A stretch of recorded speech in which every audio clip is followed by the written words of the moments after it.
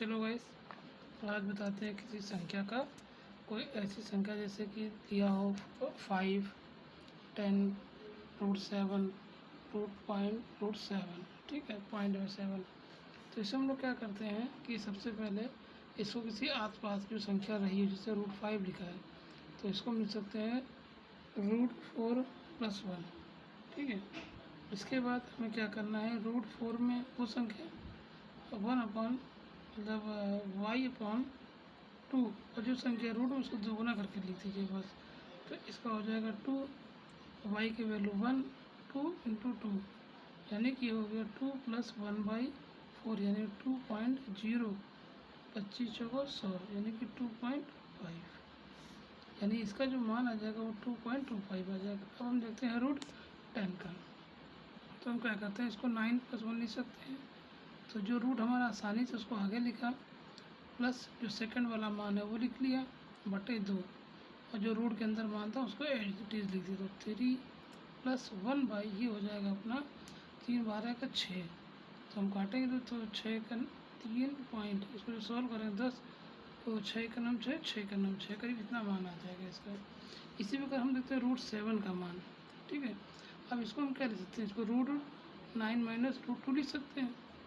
तो √9 - 2/2 √9, 2 से 2 हमारा चला गया, ये 3 - 1/3, तो ये हो जाएगा 3.33 का मान, ठीक है। अब एक आता है जैसे 0.5 दे रखा है, तो हम इसको कैसे शॉर्ट आउट करेंगे, तो इसको हम जब लिखेंगे तो ऐसे लिख सकते हैं 5/10। हम क्यों ना ऊपर नीचे 10 से मल्टीप्लाई करते हैं, 5×10 और नीचे 10×10, तो इससे हमें क्या मिल जाएगा, ये 50/100 मिल जाएगा। क्या आप इसको आसानी से कर सकते हैं, ये हमारा 1/10, और इसको हम लिख सकते हैं 49 + 1, ठीक है। तो 1/10 हमने बाहर ले लिया, अंदर बचा, तो जब इसको सॉल्व करेंगे तो √49 + 1/2 √49, तो ये हो जाएगा 1/10, 7 + 1/14। आसानी से वो कर सकते हैं कि देखते हैं कि 14 से अगर हम 1 में भाग देते हैं तो जाएगा ना 0.0, 14 चौक 84, लगभग चला जाएगा इसका, है क्या, और जाएगा 8, 9, 7 बार, ये 0 रहेगा, 7 × 28 का 2, 7 7 2 9, लगभग तुम्हारा ये 7.07 आ रहा है, और नीचे 10 है, तो इसका मान आ जाएगा हमारा 0.707। अब ये बेटा √5 हम इसको थोड़ा करके दिखा दें, बाकी आप करेंगे।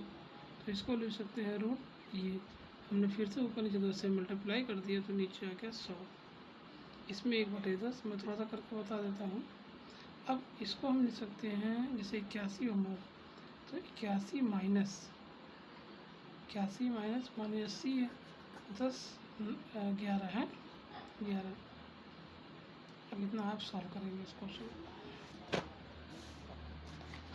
अब आता है दो संख्याओं का वर्गमूल ज्ञात करना। इसमें क्या होता है, जैसे किसी भी दो अंक कोई भी संख्या हो, हमें उसका वर्गमूल निकालना है। एग्जाम में रैंडमली आ जाता है बीच में सॉल्व करते करते, तो क्या करना होता है, इस 26 लिखा हुआ है, तो पहले इसको वर्ग के रूप में लिख लो 36, इसको वर्ग में लिख लिया 2 अंकों में, फिर इन दोनों को गुणा कर दो, फिर 2 × 6 = 12, और इसको भी दुगुना कर दो, ये हो गया 24, और पहला अंक छोड़ के इसके आगे लिख दो 24।